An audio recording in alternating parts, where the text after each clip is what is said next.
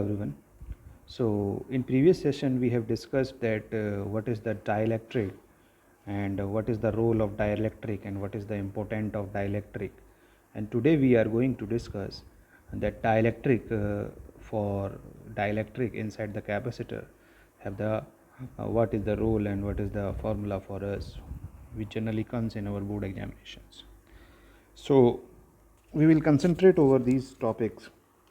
Before starting this, first of all, we will understand that capacitor with dielectric, basically what is going to happen. So start.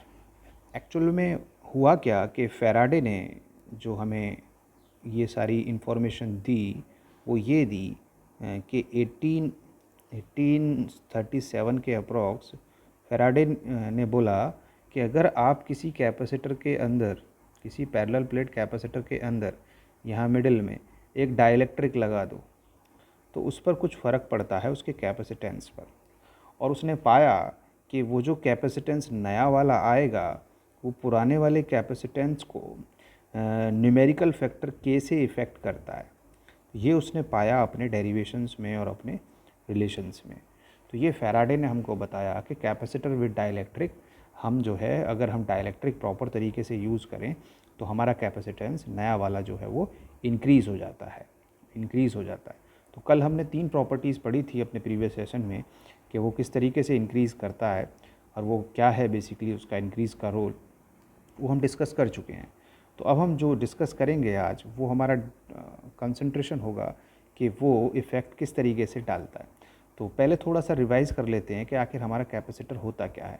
तो आप देखेंगे ज़रा capacitor में, तो capacitor हमारा basically क्या है, कैपेसिटर के पास एक सोर्स होता है और सोर्स से हमारी, सोर्स जिसको हम बैटरी कह सकते हैं, सोर्स से हमारा चार्ज जाता है और एक तरफ से पॉजिटिव और एक तरफ से नेगेटिव का रोल रहता है। तो ये जो प्लेट्स हैं, प्लेट 1 और 2, जिसको मैं यहाँ पर लिख देता हूँ, प्लेट 1 इधर आ गई जिस पर पॉजिटिव चार्ज आ रहा है एंड 2 इधर आ गई जिस पर नेगेटिव चार्ज आ रहा है। तो ये जो प्लेट्स हैं इनके ऊपर क्या है, ये पैरेलल प्लेट्स हैं।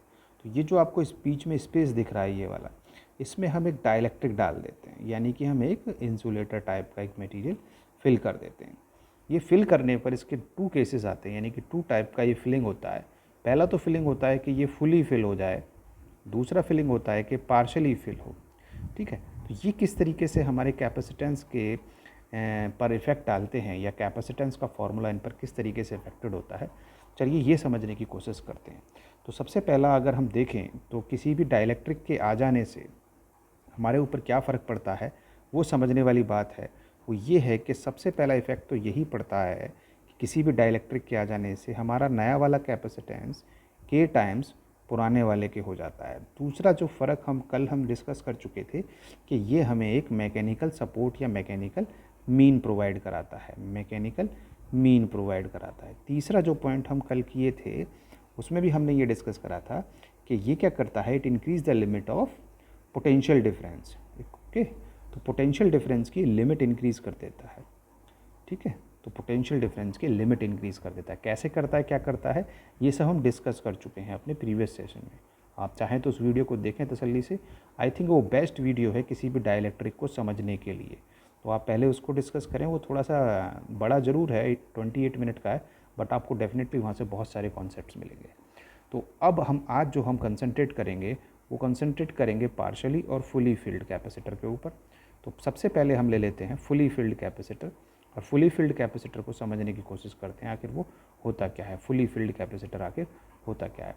तो फुली फिल्ड कैपेसिटर में हम देखेंगे, नोटिस करेंगे होगा क्या कि देखिए ज़रा, ये तो टर्मिनल है, यानी कि ये एक पॉजिटिव टर्मिनल हो सकता है, इधर हमारा एक नेगेटिव टर्मिनल हो सकता है। तो 2 टर्मिनल हैं हमारे अलग अलग।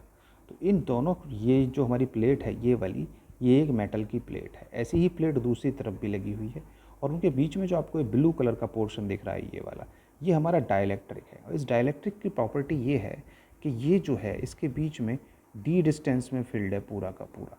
तो ये जो पूरी की पूरी डिस्टेंस है डी है, यानी कि जो प्लेट के बीच में जो गैप्स है वो डी होता है और उसी के अंदर सारा का सारा ये डाइलेक्ट्रिक फील्ड है। तो ऐसे कैपेसिटर को हम कहते हैं fully field dielectric capacitor. Okay, सो फुली फील्ड, तो एक फार्मूला तो इसके लिए बनेगा कि फुली फील्ड डाइलेक्ट्रिक हमारा कैपेसिटर में किस तरीके से इफेक्ट डालता है वो हमारा हो गया फर्स्ट टाइप, जिसको हम आज या अभी हम डिस्कस करने वाले हैं। अब आता है हमारा नेक्स्ट वाला। नेक्स्ट वाले में क्या होता है कि हम ऐसा करते हैं कि उसके अंदर पूरे में फिल ना करके हम क्या करते हैं कि उसका कुछ हिस्सा छोड़ देते हैं, किसका, कैपेसिटर के प्लेट्स के बीच का। तो मान लीजिए कैपेसिटर के प्लेट्स के बीच की जो डिस्टेंस है वो डी है, ठीक है। तो कैपेसिटर के जो प्लेट्स के बीच की डिस्टेंस है, प्लेट्स की, प्लेट 1 और 2 के बीच की डिस्टेंस, वो स्मॉल डी है। अब स्मॉल डी में हम क्या करते हैं, उसमें थोड़ा सा पोर्शन ले लेते हैं जिसको हम बोलते हैं स्मॉल टी। तो ये जो स्मॉल टी है ये बेसिकली हमारा डाइलेक्ट्रिक फिलिंग एरिया है, हमने इसके अंदर डाइलेक्ट्रिक फिल किया हुआ है। बाकी का जो बचा हुआ हिस्सा है वो हमने एज इट इज छोड़ दिया है, जो भी उसमें पहले से अवेलेबल था वो वैसा ही रहेगा। तो इस तरीके के अरेंजमेंट को, जहाँ पर दोनों प्लेट्स के बीच में, प्लेट 1 और प्लेट 2 के बीच में पूरा हम उसमें डाइलेक्ट्रिक ना फिल करके कुछ हिस्सा दोनों तरफ लेफ़्ट और राइट हम छोड़ देते हैं, तो छोड़ देने से जो टी थिकनेस का जो डाइलेक्ट्रिक आता है, ऐसे कैपेसिटर को कहते हैं हम पार्शियली फिल्ड डाइलेक्ट्रिक जो कि हमारा एक इंसुलेटर से डाइलेक्ट्रिक फील्ड कैपेसिटर। तो ये एक सेकंड कैटेगरी बन जाती है जो हमारे एग्ज़ाम और एज़ वेल एज़ हमारे कॉन्सेप्ट क्यू के लिए, कॉम्पिटिशन्स के लिए काफ़ी इंपॉर्टेंट रोल प्ले करती है। तो ये हमारा है बेसिकली क्या, ये हमारे हैं दोनों टाइप के कैपेसिटर। तो आज जो हम कंसंट्रेट करेंगे वो कंसंट्रेट करेंगे हम पार्शियली फील्ड के ऊपर बेसिकली। तो पार्शियली नहीं, फुली फील्ड के ऊपर फर्स्ट हम लेते हैं fully filled, then we will discuss later on. तो अगर हम मान लें कि ये हमारा फुली फील्ड है, तो आप इसमें देखेंगे ध्यान से, तो एक तरफ से बैटरी के पॉजिटिव टर्मिनल से हमारे इधर पॉजिटिव चार्ज आ रहा है और एक तरफ बैटरी के नेगेटिव टर्मिनल से ये वाला एंड कनेक्टेड है। तो एक तरफ प्लेट 1 है और एक तरफ प्लेट 2 है, दोनों के बीच की जो डिस्टेंस है वो हम स्मॉल डी मान लेते हैं। तो दोनों के बीच की जो डिस्टेंस है वो स्मॉल डी हम लेकर चलते हैं। तो हम अब जो फॉर्मूला ड्राइव कर रहे हैं वो हमारा एक्सप्रेशन है किसके लिए, फुली फिल्ड के लिए। तो हम एक्सप्रेशन ड्राइव कर रहे हैं किसके लिए, फुली फिल्ड कैपेसिटर के लिए या फुली फिल्ड डाइलेक्ट्रिक के लिए, fully filled dielectric capacitor. So that is our topic for right now, so we will concentrate over it. Okay, तो ये हमारा ऊपर के जो डायग्राम में, फिगर में जो है वो ऐसा है कुछ। हम इसको रफली भी ऐसे बना सकते हैं अपने एग्ज़ाम पर्पज़ से कि हमारा एक तरफ से प्लेट 1 हो गया, एक तरफ से प्लेट 2 हो गया और उनके बीच जो डाइलेक्ट्रिक है वो इसमें भरा हुआ है और उस डाइलेक्ट्रिक कांस्टेंट की जो वैल्यू है वो कैपिटल के है, सारा का सारा जो इसके अंदर फील्ड है। तो अब हम देखते हैं कि अगर हमने इसको कोई क्यू चार्ज सप्लाई करा, यानी कि इधर से पॉजिटिव चार्ज हमने क्यू सप्लाई करा प्लेट 1 पर, तो इसके ऊपर, प्लेट 1 के ऊपर चार्ज डेंसिटी इकट्ठा हो जाएगी। तो इसके ऊपर जो चार्ज डेंसिटी आएगी वो आएगी प्लस सिग्मा और इधर जो आएगी वो आएगी माइनस सिग्मा। चार्ज डेंसिटी का फॉर्मूला आप जानते हैं, सिग्मा इज इक्वल टू क्या होता है, total charge supplied by area. Charge density का फॉर्मूला होता है हमारा। तो हमारा जो इलेक्ट्रिक फील्ड का फॉर्मूला बन जाएगा उस प्लेट पर, वो बन जाएगा ई नॉट, जो कि हमारा इनिशियल होगा इलेक्ट्रिक फील्ड, वो होगा उस सरफेस की charge density divide by vacuum की परमिटिविटी। यानी कि हम इनिशियली जो मानकर चल रहे हैं वो हम वैक्यूम मानकर चल रहे हैं, ठीक है। और हम चार्ज डेंसिटी का फॉर्मूला भी ऊपर लिखे ही हैं, तो जितना भी हम इसमें है वो यहाँ पर अप्लाई कर देते हैं, जो भी हमने टोटल चार्जेस को दिया है। तो हमारे पास ये फॉर्मूला बनकर आ जाएगा सिग्मा की वैल्यू रखने से, तो क्यू अपॉन एप्सिलॉन नॉट जो कि पहले से ही है, और सिग्मा की जगह आ जाएगा क्यू अपॉन ए, सरफेस चार्ज डेंसिटी। ये आ गया। अब होगा क्या कि हमने क्या करा कि इस डाइलेक्ट्रिक जो हमारा कैपेसिटर पहले से अवेलेबल था उसके अंदर हमने एक डाइलेक्ट्रिक इंसर्ट कराया, जो आपको ग्रीन कलर का डायग्राम में दिख रहा होगा, ठीक है ना, जिसके ऊपर खुद अपने आप में पॉजिटिव नेगेटिव चार्ज आ जा रहे हैं और उसके अंदर अपना एक कल इलेक्ट्रिक फील्ड हमने कल डिस्कस किया था, उसके रिलेटेड आपने देखा होगा कि इसके अंदर अपना एक इलेक्ट्रिक फील्ड सेटअप हो जाएगा। तो अब हम देखेंगे कि होगा क्या, उसी हिसाब से हम चलेंगे। तो हमारे लिए इक्वेशन बड़े काम की इक्वेशन है, इसको हम ध्यान रखेंगे। जो अभी हमने बनाई है ये वाली इक्वेशन, ये हमारे काम आएगी। लेकिन जब हम क्या करते हैं कि दोनों प्लेट्स के बीच में जो कैपेसिटर है हमारा, उन प्लेट्स के बीच में हम यहाँ के वैल्यू का डाइलेक्ट्रिक डाल देते हैं, तो हमारे साथ क्या होता है, हमारे साथ होता ये है कि अकॉर्डिंग टू द डेफिनेशन हमारा जो नया वाला इलेक्ट्रिक फील्ड आता है वो पुराने वाले इलेक्ट्रिक फील्ड को डिवाइड कर देता है। यानी कि जो भी उसका डाइलेक्ट्रिक कांस्टेंट का वैल्यू है, न्यूमेरिकल वैल्यू है, वो हमारे पुराने वाले इलेक्ट्रिक फील्ड को डिवाइड कर देता है। तो ये रिलेशन भी हम अपने प्रीवियस सेशन में डिस्कस कर चुके हैं कि भाई इनके बीच में जो हमने रीडिफाइनिंग टॉपिक करा था जिसमें हमने करा था redefining of dielectric constant. Okay, तो वहाँ पर हमने ये फॉर्मूला ड्राइव करा था, या एक तरीके से हमने ये रिलेशन एस्टैब्लिश करा था। तो इस रिलेशन को यूज़ करते हुए हम लिख सकते हैं E इज इक्वल टू, तो ई नॉट की वैल्यू हम अभी फाइंड आउट किए हैं, उसी को हमें यहाँ रिप्लेस करना है जो हमने अभी प्रीवियसली देखा ये वाली वैल्यू। तो क्या है वो, तो 1/k तो एज इट इज़ रहेगा इस फॉर्मूले का। इसमें क्या आ जाएगा, इसमें आ जाएगा Q/ε0A, जो कि हमारा पुराना वाला इलेक्ट्रिक फील्ड है। ठीक है, तो अब डाइलेक्ट्रिक के की वजह से अब हमारा जो रिजल्टेंट इलेक्ट्रिक फील्ड बन गया वो ये बन गया। तो अब हमारा दोनों प्लेट्स के बीच में पोटेंशियल डिफरेंस क्या होगा, तो पोटेंशियल डिफरेंस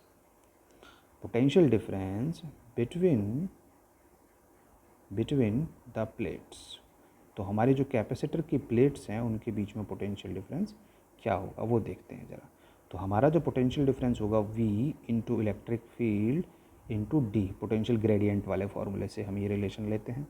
तो V इज इक्वल टू, ई की वैल्यू हमारे पास अभी है ही प्रीवियस सेशन में ये वाली, तो इसको हम उठा के यहाँ रख देते हैं। तो हमारे पास E की वैल्यू हो जाती है 1/k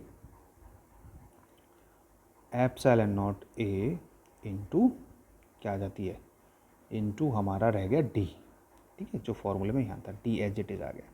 तो हमारे पास ये V की वैल्यू बनकर आ गई, जो कि हमारे पास बन गई V is equal to QD/K ε A। अब ये जो वैल्यू है हमारी, इसको हम यूज़ करेंगे अपने अगले डेरिवेशन वाले फॉर्मूले में। तो हम जानते हैं कैपेसिटेंस का जो रिलेशन होता है वो क्या होता है, कैपेसिटेंस का जो रिलेशन होता है वो होता है, कैपेसिटेंस किसी भी कैपेसिटर का वो होता है total charge supplied divide by the potential difference. तो यहाँ पर हम क्या करेंगे, V को रिप्लेस कर देंगे अपनी प्रीवियस वैल्यू से। तो Q तो एज इट इज़ आ जाएगा इस फॉर्मूले में जैसा है वैसा। ठीक है, अब जो ऊपर से जो V की वैल्यू आएगी वो आएगी यहाँ से, जो V की वैल्यू आएगी वो यहाँ पर आ जाएगी नीचे डिनोमिनेटर में, Q/K, और Q के साथ ऊपर D भी था, Q/K ε0A।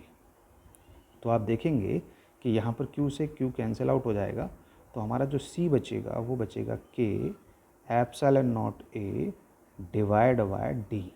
ये हमारा नया कैपेसिटेंस का फॉर्मूला आ गया, जो कि है K टाइम्स पुराने वाले के। आप नोटिस करेंगे तो ये वाला जो वैल्यू है, जो ये वाला वैल्यू है, मैं कलर चेंज करके इसको हाईलाइट करता हूँ, तो ये वाला जो वैल्यू है ये हमारा प्रीवियसली कैपेसिटेंस का फॉर्मूला है इनिशियली, या बोलें तो बिना डाइलेक्ट्रिक के। तो हमारा जो नया फॉर्मूला बन जाएगा वो बन जाएगा C, नया वाला कैपेसिटेंस K टाइम्स, यानी कि फैक्टर एज इट इज़ आ जाएगा ये, और ये हमारा पुराना वाला कैपेसिटेंस। तो ये नए वाले कैपेसिटेंस और पुराने वाले कैपेसिटेंस के बीच में एक रिलेशन भी बनकर आ जाता है। तो इस तरीके से हम इजीली समझ सकते हैं कि हमारे डाइलेक्ट्रिक के आ जाने से जो इफ़ेक्ट पड़ रहा है वो K टाइम्स पड़ रहा है नए वाले कैपेसिटेंस को, यानी कि नया वाला कैपेसिटेंस इंक्रीज़ हो गया। अगर आपसे कोई क्वेश्चन करे कि या एग्ज़ाम में क्वेश्चन आए कि भाई इस को हम कैसे करेंगे, कि आपसे क्वेश्चन पूछ लिया जाए कि भाई फैक्टर्स जो डिसाइड करते हैं कैपेसिटेंस क्या होगा वो क्या होंगे, तो देखेंगे ज़रा उसको क्या होंगे, factors on which capacitance of parallel plate depends. तो क्या क्या फैक्टर रोल प्ले कर रहे हैं ज़रा वो ध्यान से देखते हैं कि पैरेलल प्लेट कैपेसिटर का कैपेसिटेंस किस किस पर डिसाइड हो रहा है। तो सबसे पहला डिसीजन अगर आप देखेंगे, फॉर्मूले को ही देखेंगे, तो फॉर्मूला हमारे पास क्या आ रहा है, जस्ट अभी ऊपर जो आया है फॉर्मूले को अगर आप ध्यान से देखोगे तो इस फॉर्मूले में कौन कौन आ रहा है, फॉर्मूले में देखेंगे ज़रा, कंसंट्रेट करेंगे कौन कौन आ रहा है फॉर्मूले में, कंसंट्रेट करेंगे। एक तो फॉर्मूले में एरिया आ रहा है, तो हम कह सकते हैं जो हमारा कैपेसिटेंस है वो डायरेक्टली प्रोपोर्शनल है एरिया के। ठीक है, दूसरा आप देखेंगे डिनोमिनेटर में डिस्टेंस है, तो हम ये बात भी कह सकते हैं कि जो कैपेसिटेंस है वो इन्वर्सली प्रोपोर्शनल है डी के, यानी कि प्लेट्स के बीच का डिस्टेंस अगर बढ़ेगा तो कैपेसिटेंस घटेगा, ये हम कह सकते हैं। थर्ड पॉइंट जो हमारा इसमें निकल कर आएगा रिलेशन, वो ये निकल कर आएगा कि जो कैपेसिटेंस है वो डाइलेक्ट्रिक कांस्टेंट पर भी डिपेंड करता है, यानी कि कौन सा मटेरियल हम उन दोनों प्लेट्स के बीच में डाल रहे हैं, यहाँ पर फिल कर रहे हैं, या डाइलेक्ट्रिक किस तरीके का इंसर्ट कर रहे हैं, उस के की वैल्यू पर भी वो डिपेंड करता है। या आपसे क्वेश्चन पूछ ले कि भाई आप किसी कैपेसिटर का कैपेसिटेंस कैसे इंक्रीज़ करेंगे, तब भी आपका आंसर इन्हीं 3 पॉइंट्स में आएगा कि अगर आपको किसी कैपेसिटर का कैपेसिटेंस इंक्रीज़ करना है तो या तो आप प्लेट का एरिया बढ़ाइए, या उनके बीच की डिस्टेंस कम कीजिए, या उनका डाइलेक्ट्रिक कांस्टेंट इंक्रीज़ कीजिए। तो इन तीनों में से कोई भी चीज़ वो लेकर दे सकता है, या हो सकता है वो बोल दे कि प्लेट का एरिया कांस्टेंट रखना है बाकी फैक्टर्स बताइए किस पर कैपेसिटेंस डिपेंड करता है, या इन तीनों में से कोई सा भी एक फैक्टर कांस्टेंट कर दे और बाकी को वो पूछने लगे। तो इस तरीके से हम देख सकते हैं कि हमारा ये रिलेशन बना। आप अगर इस रेड सर्किल वाले रिलेशन को देखेंगे जो यहाँ पर है, ये रिलेशन काफ़ी इंटरेस्टिंग है। ये रिलेशन हमें रीडिफाइन करने में मदद करता है किसको, डाइलेक्ट्रिक कांस्टेंट को। तो डाइलेक्ट्रिक कांस्टेंट की डेफिनेशन हम K is equal to C upon C naught से भी दे सकते हैं। तो ये भी एक डाइलेक्ट्रिक कांस्टेंट की रीडिफाइंड डेफिनेशन हो जाएगी। इसका मतलब ये है कि एनी हाउ आपकी जो K की वैल्यू है वो क्या होने वाली है, वो 1 से बड़ी होने वाली है। ये भी एक कॉम्पिटिटिव एग्ज़ाम के हिसाब से इम्पोर्टेंट डेटा बेस्ड क्वेश्चन आ जाता है कि फैक्ट ये है कि नया वाला जो कैपेसिटेंस है वो बड़ा रहेगा हमेशा पुराने वाले कैपेसिटेंस से। इस वजह से उसका जो भी वैल्यू आएगा वो 1 से इंक्रीज्ड होगा। ये भी एक इंटरेस्टिंग फैक्टर इस डेरिवेशन में और इस रिलेशन में निकल के आता है। इसके अलावा हम डिफरेंट तरीके से कई सारे रिलेशंस इसके बना सकते हैं। कैसे बना सकते हैं, मैं यहाँ पर डायरेक्ट लिख रहा हूँ और आप उनको यूज़ करके बना सकते हैं। तो सबसे पहला रिलेशन तो हमारा अभी जो बनकर आया फर्स्ट, वो तो यही बनकर आया कि C इज इक्वल टू के सी नॉट। ये आपने देखा बहुत अच्छे से। उसके अलावा एक रिलेशन और बनकर आ सकता है इन्हीं फॉर्मूलों को वापस रख के कि Q इज इक्वल टू के क्यू डैश, यानी कि पुराना वाला चार्ज जो होगा उसके मुकाबले जो नया वाला चार्ज होगा नए वाले कैपेसिटर में डाइलेक्ट्रिक लगने के बाद वो इंक्रीज़ हो जाएगा K टाइम्स। तो इस तरीके से हमारा एक और थर्ड रिलेशन बनकर आ सकता है। थर्ड रिलेशन किसकी टर्म में ले लें हम, वो पोटेंशियल की टर्म में ले लें। तो नया वाला जो पोटेंशियल होगा वो पुराने वाले पोटेंशियल को K से डिवाइड करेगा। एक रिलेशन ये बनकर आ सकता है हमारा। और इलेक्ट्रिक फील्ड वाला रिलेशन हम कल किए ही हैं, वो है क्या है, वो ये है कि नया वाला जो इलेक्ट्रिक फील्ड है वो पुराने वाले इलेक्ट्रिक फील्ड को जब कैप उसके बीच में डाइलेक्ट्रिक नहीं था उसको भी K टाइम्स डिवाइड करता है। तो इस तरीके से हमारे घुमा फिरा कर आपसे 4 इंपॉर्टेंट रिलेशंस बनकर आते हैं। ये चारों आपको समझने भी होंगे, याद भी रखने होंगे और एक तरीके से आपके कॉन्सेप्ट बिल्डिंग में ये मदद भी करेंगे। तो आपको ये सब चीज़ें बिल्कुल दिमाग में रखनी है कि अभी कौन सी चीज़ कब कांस्टेंट होने पर क्या रिलेशन बनता है। इस तरीके से हम उसमें चलते रहेंगे। तो जब Q और Q कांस्टेंट रहेंगे यानी कि चार्ज कांस्टेंट रहेगा, यानी कि Q डैश कांस्टेंट रहेगा, तो ये वाला रिलेशन बनकर आ जाएगा आपका। ठीक है, ऐसे ही आप और रिलेशंस को भी निकाल सकते हैं कि भी हमारा जो कैपेसिटेंस है वो किस तरीके से आप आगे इन दोनों के केस में कौन कांस्टेंट रहेगा, ये कैसे होगा। तो ये आप थोड़ा सा प्रैक्टिस करेंगे तो आपका एक ही रिलेशन निकल कर आ जाएगा। इससे आपको पता चल जाएगा कि जो हमारा जो कैपेसिटर है वो विद डाइलेक्ट्रिक, और वो भी कौन से केस में, फुली फील्ड में किस तरीके से वर्क करता है, कौन, कैपेसिटर। तो कैपेसिटर को कैपेसिटेंस किस तरीके से इफेक्ट करता है ये हमने आज सीखा। Thank you very much for joining us. Thank you very much.